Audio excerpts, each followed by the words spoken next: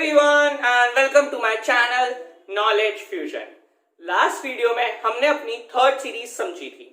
आज हम पढ़ने वाले हैं कि प्लेस वैल्यू क्या होती है या किसी डिजिट की प्लेस वैल्यू आप कैसे निकालते हैं।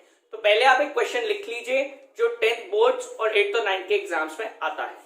Right the program to input a number, calculate and print the place value of each digit in the given number. अब मैं आपको पहले समझा देता हूं कि प्लेस वैल्यू होती क्या है और उसकी कोडिंग हम जावा में कैसे करते हैं। मान लीजिए एक नंबर है 8429। 8429 एक नंबर है। 9 जो है वो 1s प्लेस पे है, 2 जो है वो 10s प्लेस पे है, 4 जो है वो 100 प्लेस पे है और जो 8 है वो 1000 प्लेस पे है। तो ये प्लेस वैल्यू आप जावा में कैसे प्रिंट करेंगे वो मैं आपको समझाऊंगा। अब इसकी वर्किंग देखते हैं कि जावा में कैसे की जाएगी। देखिए, सबसे पहले हमेशा मैंने आपको बताया जावा की स्टार्टिंग हमेशा क्लास से की जाती है। क्लास को एक पर्टिकुलर नाम दिया जाता है जो आपके प्रोग्राम को डिफाइन करता है, जो बताता है कि आप क्या प्रोग्राम कर रहे हैं। मैंने प्लेस वैल्यू का प्रोग्राम सॉल्व कर रहा हूं तो मैंने क्लास का नाम दिया है प्लेस वैल्यू। प्लेस वैल्यू लगाने के बाद मैंने कर्ली ब्रेस लगाया। कर्ली ब्रेस लगाने के बाद मैंने लिखा वॉइड में। मेन फंक्शन क्या करता है, हमारे पूरे प्रोग्राम की प्रोसेसिंग में हमारी हेल्प करता है। तो ये मैंने लिख दिया वॉइड में। इसके अंदर मैंने ले लिया इंट एन। अब मैंने इंट एन क्यों लिया है, मैंने क्वेश्चन में बोला था write a program to input a number. जैसे कि आपको क्वेश्चन के हिसाब से पता चल रहा है कि एक नंबर यूजर ने इनपुट करना है, तो यूजर जो नंबर इनपुट करेगा वो किसके अंदर स्टोर होगा, एक वेरिएबल लेंगे हम एन, उसके अंदर स्टोर होगा। कौन सी डेटा टाइप का, इंटीजर डेटा टाइप का। ठीक है, उसके बाद हमने लगा दिया कर्ली ब्रेस। कर्ली ब्रेस लगाने के बाद यहां तक हमारा step 1 that is the syntax part complete हो चुका है।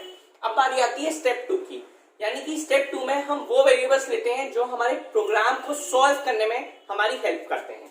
तो यहाँ पे मैंने 3 वेरिएबल्स लिए हैं, इंट आर, पी और एक्स। आर मैंने लिया है एक एक डिजिट को एक्सट्रैक्ट कराने के लिए। एक एक डिजिट को एक्सट्रैक्ट कराएंगे तभी तो पता करेंगे उसकी प्लेस वैल्यू क्या है।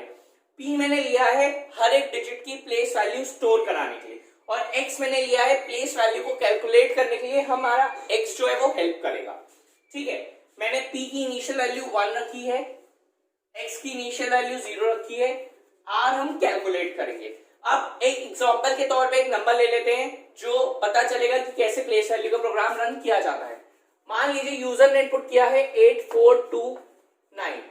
हमें 8429 की प्लेस वैल्यू निकालनी है, तो यहां पे मैं लिख देता हूं 8429। ठीक है, अब सबसे पहले मैंने ये व्हाइल का लूप चलाया है। व्हाइल का लूप में क्या हो रहा है, एक एक डिजिट एक्सट्रैक्ट हो रही है और प्लेस वैल्यू पी के अंदर कैलकुलेट होके हम उसे प्रिंट करा रहे हैं। अब देखते हैं वो कैसे होगा। While n is not equal to 0, 8429 is not equal to 0, हमारी कंडीशन ट्रू है। कंडीशन ट्रू है तो हम लूप के अंदर आ जाएंगे। r is equals to n modulus 10। मैंने आपको बताया मॉड्यूलस क्या करता है, जो आपका रिमाइंडर आउटपुट आता है उसको आउटपुट लेके उसको r के अंदर स्टोर करा देता है। अब 8429 को जब आप 10 से डिवाइड करेंगे तो आपका मॉड्यूलस 9 आएगा, तो r में आपका क्या स्टोर हो जाएगा, 9 स्टोर हो जाएगा। ठीक है, r में 9 स्टोर हो गया। r is equals to n modulus 10 था, 8429 को हमने 10 से मॉड्यूलस किया तो हमारा r में 9 आ गया। अब हमारा क्वेश्चन क्या था, 8429 को हमें चेक करना था प्लेस वैल्यू क्या है, तो 9 आपको दिख रहा है कौन सी प्लेस पे, 1s प्लेस पे। ठीक है, तो आप देखते हैं इंट math.pow 10, x++। देखिए math.pow एक मैथ फंक्शन है। ठीक है, ये मैथ फंक्शन है जो मैंने जिसकी वीडियो डाली हुई है। ठीक है, ये क्या करता है, किसी भी चीज की पावर निकाल के हमें देता है। 10, x++। अब x के बाद प्लस प्लस है, अगर प्लस प्लस पहले होता तो पहले हम प्लस प्लस को रन करते, पर पहले वेरिएबल है तो पहले वेरिएबल रन किया जाएगा। 10 की पावर x, 10 की पावर x यानी 10 की पावर 0। 10 की पावर 0 किसी भी नंबर की पावर 0 यानी कि 1 होता है। 1 यानी 10 की पावर 0 यानी 1। इसका आउटपुट math.pow 10, x++ का आउटपुट क्या आएगा, 1 आएगा, और वो इंटीजर है, हाँ इंटीजर है, तो p is equals to 1 store हो जाएगा। अब हमने x की रन कर लिया, अब हम प्लस प्लस को करेंगे। प्लस प्लस क्या करेगा, हमने x का जब यूज कर लिया तो उसके बाद वो x की वैल्यू 1 से इंक्रीज कर देगा, तो x की वैल्यू 0 से 1 हो गई। अगर ये प्लस प्लस पहले होता तो पहले ही एक वैल्यू इंक्रीज करता, उसके बाद हम x को यूज कर पाते। x पहले है तो पहले हम x का यूज करेंगे, बाद में वैल्यू इंक्रीज करेंगे। ठीक है, यहां तक क्लियर होगा आपको। अब इसके बाद p के अंदर 1 स्टोर हो गया।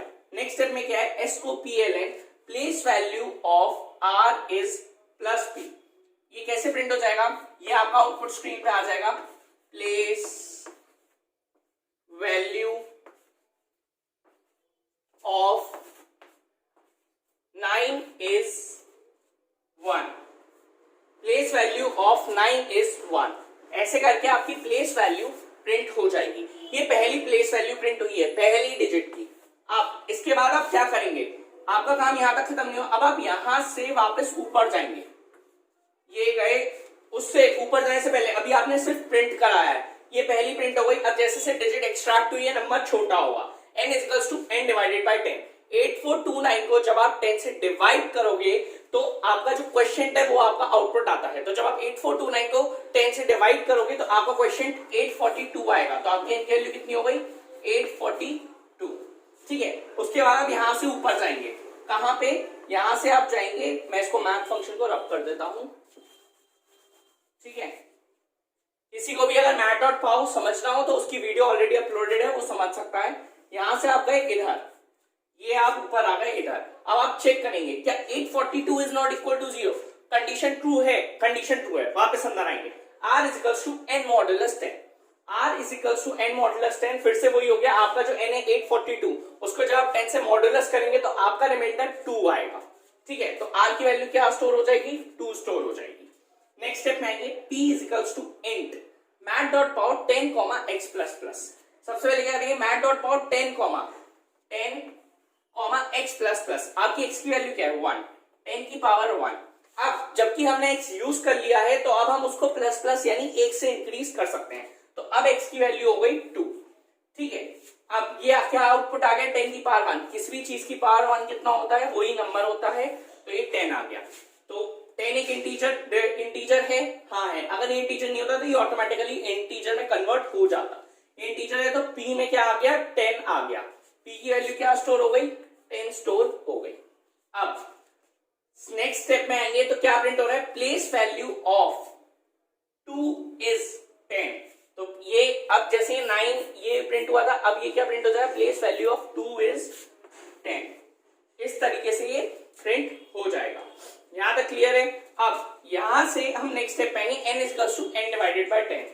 ठीक है, अब आपका n क्या है, 842। 842 को जब आप 10 से डिवाइड करेंगे तो 84 आपका क्वेश्चन आएगा। तो आपकी n की वैल्यू क्या हो जाएगी, 84। ठीक है, यहां से आप ऊपर जाएंगे, वापस फिर से चेक करेंगे क्या 84 is not equal to 0, condition true है, कंडीशन बिल्कुल ट्रू है। अंदर आएंगे, r is equal to n modulus 10। जब आप 84 को 10 से मॉडुलस करेंगे तो आपका रिमाइंडर 4 आएगा। तो यानी आपकी r की वैल्यू कितनी हो जाएगी, 4 हो जाएगी। ठीक है, नेक्स्ट स्टेप में आएंगे, p is equals to int math.pow 10, x plus plus. अब 10, x प्लस प्लस में क्या रन होगा, 10 की पावर x, यानी 10 की पावर x कितना है, 2। 10 की पावर 2, 10 की पावर 2 क्या होता है, 100। अब जबकि हमने x को यूज कर लिया है तो अब हम x की वैल्यू 1 से इंक्रीज कर सकते हैं। तो अब x की वैल्यू 2 कट के क्या हो गई, 3 हो गई।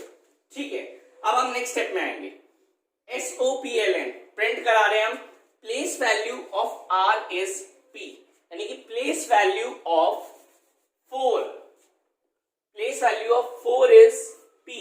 p की वैल्यू क्या है, p की वैल्यू आपकी है 100, क्योंकि ये आपका कैलकुलेट होके 100 आया था जो कि p में स्टोर हो गया था। ठीक है, तो प्लेस वैल्यू ऑफ r यानी प्लेस वैल्यू ऑफ 4 इज 100। ठीक है, इसके बाद हम नेक्स्ट स्टेप में आए। अब क्या करना है, n is equals to n divided by 10। अब आपका 84 है, बचा हुआ है। 84 को जब आप 10 से डिवाइड करेंगे तो आपका क्वेश्चन कितना आएगा, आपको क्वेश्चन आएगा 8। ये मैं काट के 8 लिख दे रहा हूं। ठीक है, अब इधर से हम वापस ऊपर जाएंगे, फिर से चेक करेंगे क्या 8 is not equal to 0, condition true है, कंडीशन ट्रू है। अंदर आते हैं, r is equals to n modulus 10, यानी कि अब आप 8 को 10 से मॉडुलस करेंगे। मैंने आपको बताया है ऐसे केस में जब कोई चीज मॉडुलस नहीं हो सकती या कोई चीज डिवाइड नहीं हो सकती तो मॉडुलस के केस में जो डिजिट होती है हम उसी को as a reminder as a output ले लेते हैं। तो r में हमारी वैल्यू क्या स्टोर हो जाएगी, 8 आ जाएगी। अब नेक्स्ट स्टेप में p is equals to math.pow 10, x plus plus. ठीक है, तो यानी कि फिर से वही होगा 10 की पावर x। तो 10 की पावर x कितना है आपका 3, 10 की पावर 3 जो कि कितना होता है 1000। ठीक है, 10 की पावर 3000 हो गया। अब हमने x को यूज कर लिया है तो अब हम x की वैल्यू इंक्रीज कर सकते हैं। तो अब x की वैल्यू 3 करके क्या हो जाएगी 4 हो जाएगी। अब ये 1000 किस में स्टोर हो गया p में स्टोर हो गया, क्योंकि p की वैल्यू क्या है इंट, पहली बात तो 1000 इंटीजर वैल्यू है तो ये सॉल्व होके p में स्टोर हो गया। तो p की वैल्यू 100 काट के इस बार कितनी हो गई 1000 हो गई, ये मैंने लिख दिया 1000। ठीक है, अब हम नेक्स्ट स्टेप पे आएंगे SOPLN, place value of r is, place value of r की वैल्यू क्या है इस बार प्लेस वैल्यू ऑफ 8 इज। ठीक है, 8 इज 1000। आपने एक चीज देखी, मैंने यहाँ SOPLN लगाया हुआ था तो हर बार ये नई लाइन एक एक स्टेप में प्रिंट होती जाएगी। जैसे कि प्लेस वैल्यू ऑफ 9 इज 1, फिर नेक्स्ट लाइन में प्रिंट होगा प्लेस वैल्यू ऑफ 2 इज 10, फिर नेक्स्ट लाइन में प्रिंट होगा प्लेस वैल्यू ऑफ 4 इज 100 और लास्ट लाइन में प्रिंट होगा प्लेस वैल्यू ऑफ 8 इज 1000। ये जो मैंने प्रिंट कर रखा है। इसके बाद ये प्रिंट हो जाने के बाद हम नीचे आएंगे n is equals to n divided by 10। आपकी n की वैल्यू कितनी है 8 को जब आप 10 से डिवाइड करेंगे तो वो डिवाइड नहीं होगा। जब कोई चीज डिवाइड नहीं होगी तो कोई क्वेश्चन नहीं आएगा, कोई क्वेश्चन नहीं आएगा तो ऑटोमेटिकली आपका क्वेश्चन कितना हो जाएगा 0 हो जाएगा। जैसे ही क्वेश्चन 0 हो गया तो आपकी n की वैल्यू क्या हो जाएगी 0 हो गई। तो आपकी n की वैल्यू 0 हो गई। अब आप ऊपर जाएंगे चेक करेंगे 0 इज नॉट इक्वल टू 0, आपकी कंडीशन हो गई फॉल्स। कंडीशन फॉल्स होते ही आप व्हाइल के लूप के बाहर आ जाएंगे। ये आप व्हाइल के लूप के बाहर आ गए। व्हाइल के लूप के बाहर आने के बाद आपने देखा क्वेश्चन आपका फिनिश हो गया, आपकी सारी हर एक डिजिट की प्लेस वैल्यूज प्रिंट हो चुकी हैं। तो प्लेस वैल्यू का पूरा प्रोग्राम आई होप आपको क्लियर होगा। अगर ये वीडियो पसंद आई हो तो इसको लाइक करें, शेयर करें और सब्सक्राइब करना ना भूलें। और एक इंपॉर्टेंट बात, अगर आपको कोई भी कैसा भी डाउट है तो आप मुझे कांटेक्ट कर सकते हैं। मेरी मेल आईडी, मेरा कांटेक्ट नंबर और मेरी इंस्टाग्राम आईडी डिस्क्रिप्शन बॉक्स में अवेलेबल है। Have a good day.